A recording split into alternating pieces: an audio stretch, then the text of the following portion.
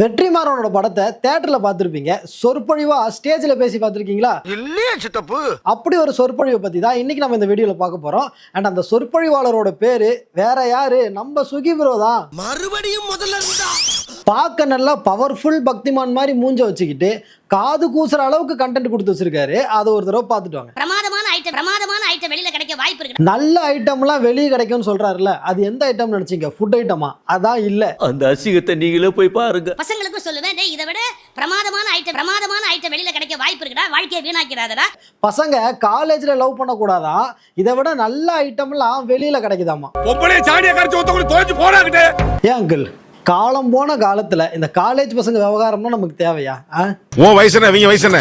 சேர்க்கை சேர ஒரு நியாயம் வேணாமடா. ஃப்ளோவில் ஒரு வார்த்தை தெரியாம விட்டாருன்னு தான் நான் ஆரம்பத்தில் நினைச்சேன். ஆனா சன்னியாசியா போன பொண்ணுங்கன்னு கூட பார்க்காம எவ்வளவு சீப்பா கமெண்ட் பண்றாரு அப்படின்னு நீங்களே பாருங்களேன். என்னன்னா அந்த சாமியார் பின்னாடி போயிட்டு அப்படிங்குதுங்க. சனியனுங்களா சாமியார் பின்னாடி போறதுக்கா உனக்கு? இதுல சனியன்னு சொன்னதை கூட விட்டுறலாம். அது என்ன சாமியார் பின்னாடி போறது? இல்ல எனக்கு புரியல. நீங்க அந்த பொண்ணுங்களை என்னவா போர்ட்ரேட் பண்ண விரும்புறீங்க? உன்னைய பத்தி நான் கூட என்ன ரசிக்கிறேன். நீ சீப்பாளா இருந்திருக்க.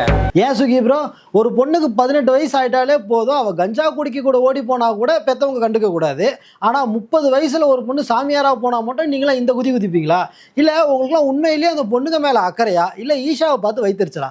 ஏன் இப்படி வயிறு எரியுது உங்களுக்கு? ஸ்டேஜ்ல பேசுறோம் அப்படின்ற மேனர்ஸே இல்லாம அவன் இவன் பேசுனது மட்டும் இல்லாம தலைவன் அடுத்ததா அரசாங்கத்துக்கே அட்வைஸ் பண்ணியிருக்காரு. இப்ப ஒரு சட்டம் ஏற்றணும். நீங்க என்ன, எந்தெந்த ஆசிரமங்களில் சாமியார்களாக சேர்க்கிறார்களோ அந்த சாமியார்கள் குறைந்தபட்சம் 25 லட்சத்தை பெற்றோர்களுக்கு தர வேண்டும் என்று ஒரு சட்டத்தை கொண்டு வாருங்கள். சாமியார் மடத்துல சன்னியாசியா போனா நஷ்ட ஈடு கொடுக்கணுமாமா.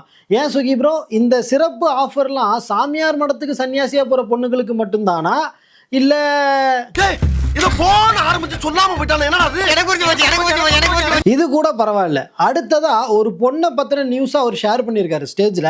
பட் ஆனா அந்த நியூஸ் அவர் நரேட் பண்ணக்கூடிய விதத்தை கொஞ்சம் நீங்களே கவனிங்களேன். ஆனா யாரோ ஒரு பொம்பளை 50 கல்யாணம் பண்ணாலாம் சார். அடிப்பாவி, யாரோ ஒரு பொம்பளை 50 பேர் ஏமாத்தி இருக்கிற. ஒரு பொம்பளை அவ பண்ணாலாம், அடிப்பாவி. என்ன லாங்குவேஜ் இதெல்லாம்? இதுக்கு அந்த சிவாஜி கிருஷ்ணமூர்த்தியே தேவலாம் போலயே. மூஞ்சி மட்டும்தான் வேற மாதிரி இருக்கு. கண்ணை மூடிட்டு கேட்டா லாங்குவேஜ் எல்லாம் ஒரே மாதிரி தான் இருக்கு.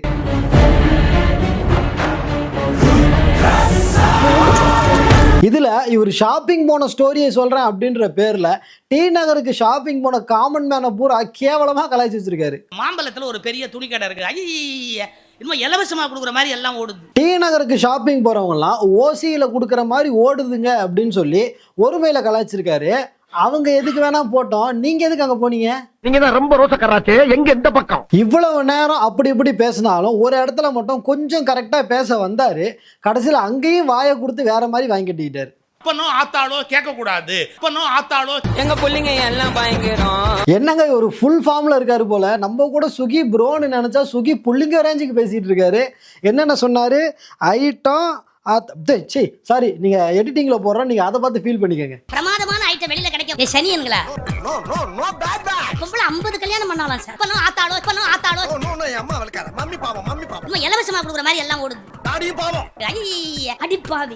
வெற்றிமாறன் படத்துக்கு வசனம் எழுதுன மாதிரி இவ்வளவு நேரம் பேசிட்டு கடைசியா கோர்ட்டு ஜட்ஜுன்னு கூட பார்க்காம அவங்களையும் கலாய்ச்சி வச்சிருக்காரு.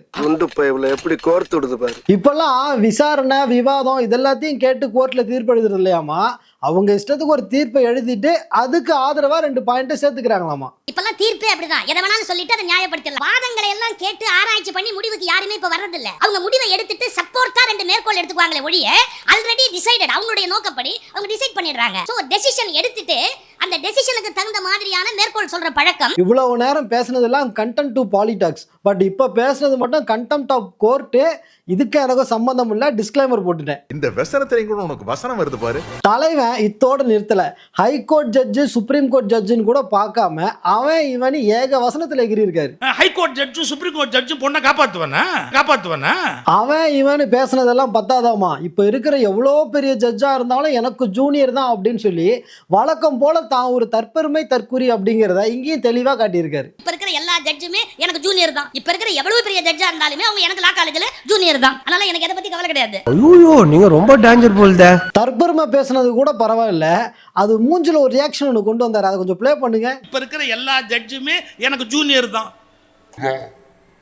அதுக்கு ஏன் ஆட்டோ டயரை நாய் மோந்து பாக்குற மாதிரி இவ்வளவு கிட்ட வந்து பாக்குற?